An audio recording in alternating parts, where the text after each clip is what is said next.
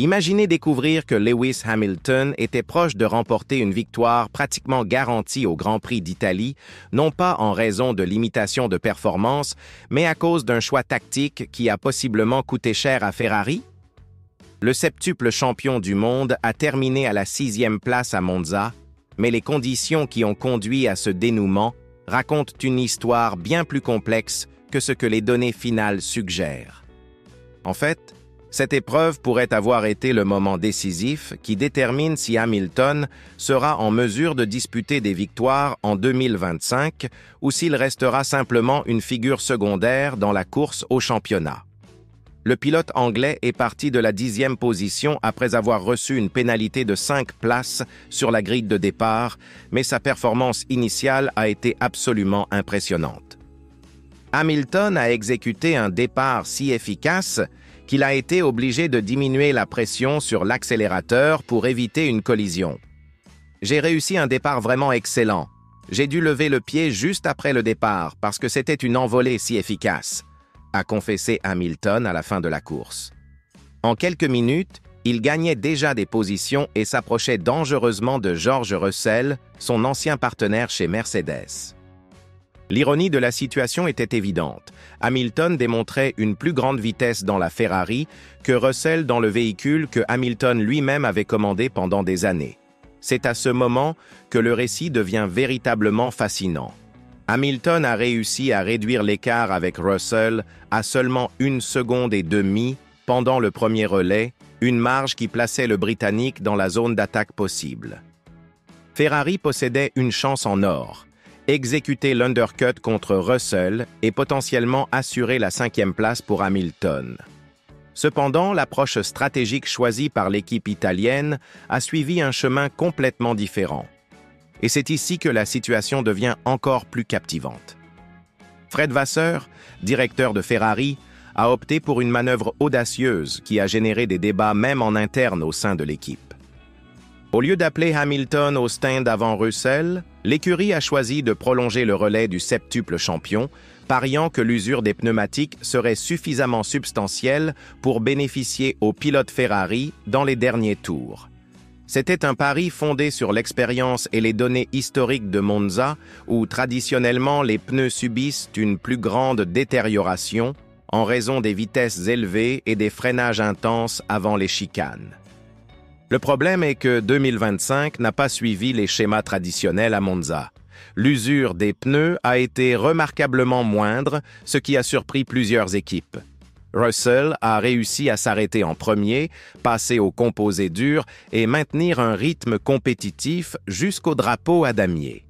Quand Hamilton est finalement entré au stand au 38e tour, l'opportunité était déjà perdue. L'avantage que Ferrari espérait obtenir ne s'est tout simplement pas matérialisé. Ce qui aurait dû être un coup de maître s'est transformé en une leçon coûteuse sur la façon dont la Formule 1 contemporaine exige une adaptation permanente. Nous avons tenté un pari en prolongeant pour chercher un avantage pneumatique à la fin, mais l'usure était très faible et cela n'a pas fonctionné, a reconnu Vasseur après l'épreuve. Le chef de Ferrari a admis qu'il aurait peut-être dû faire rentrer Hamilton au stand plus tôt, mais a justifié sa décision comme la meilleure tentative pour dépasser Russell en piste.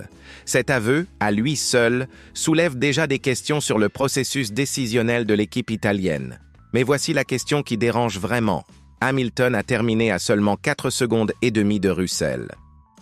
Si l'on considère que le Britannique n'était qu'à 1,5 seconde derrière avant les arrêts au stand, il est logique de supposer qu'un undercut bien exécuté aurait pu inverser les positions. Hamilton a été direct dans son évaluation. « Je crois que j'aurais pu atteindre la 5e place aujourd'hui. J'étais à 1,5 seconde derrière George. Nous aurions pu tenter de lui faire l'undercut. Nous avons gaspillé cette chance. » L'irritation dans la déclaration du septuple champion était évidente. L'irritation de Hamilton est justifiable, surtout si l'on considère que ce fut l'une de ses performances les plus solides depuis son arrivée chez Ferrari.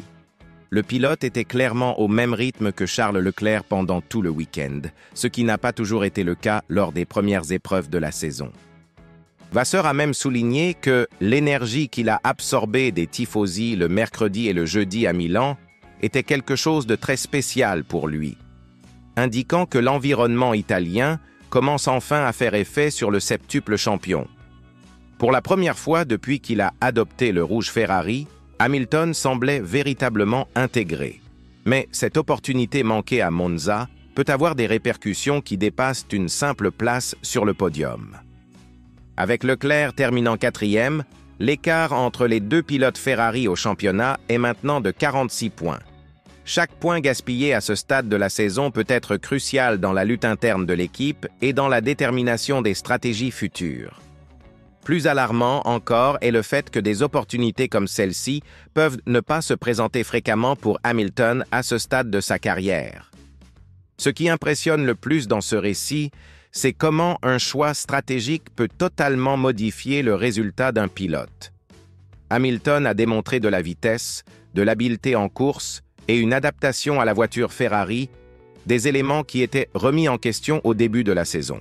Le départ spectaculaire, l'évolution constante durant le premier relais et le rythme compétitif ont prouvé que le septuple champion trouve enfin sa place dans l'écurie italienne. La question qui demeure est de savoir si Ferrari est à la hauteur du pilote qu'elle a recruté.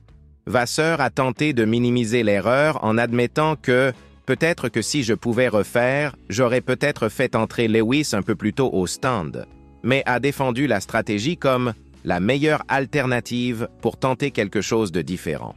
C'est une explication compréhensible d'un point de vue technique, mais qui ne diminue pas la sensation d'opportunité gaspillée. Pour un pilote qui a déjà tout conquis en Formule 1, chaque chance de victoire devient encore plus précieuse. Le prochain défi sera le GP d'Azerbaïdjan, où Hamilton prévoit déjà qu'il commencera avec un désavantage car il s'adapte à courir à Bakou avec Ferrari au lieu de Mercedes. Mais si la performance de Monza sert de référence, le septuple champion est clairement sur une courbe ascendante. La question est de savoir si Ferrari pourra suivre cette évolution et prendre les bonnes décisions quand cela sera nécessaire. La grande interrogation qui persiste est combien d'opportunités comme celle-ci Ferrari peut-elle se permettre de gaspiller? Hamilton n'est plus un jeune pilote qui peut attendre des années pour disputer des victoires.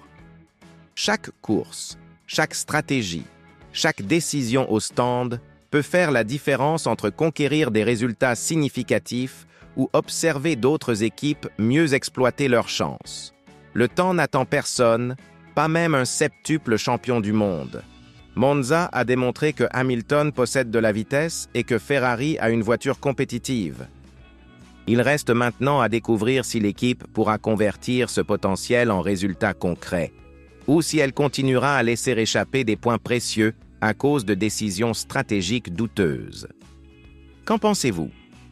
Ferrari gaspille-t-elle le talent de Hamilton ou s'agit-il simplement des difficultés typiques d'adaptation entre pilote et équipe? Partagez votre opinion dans les commentaires et n'oubliez pas de vous abonner à la chaîne pour ne manquer aucune analyse des coulisses de la Formule 1.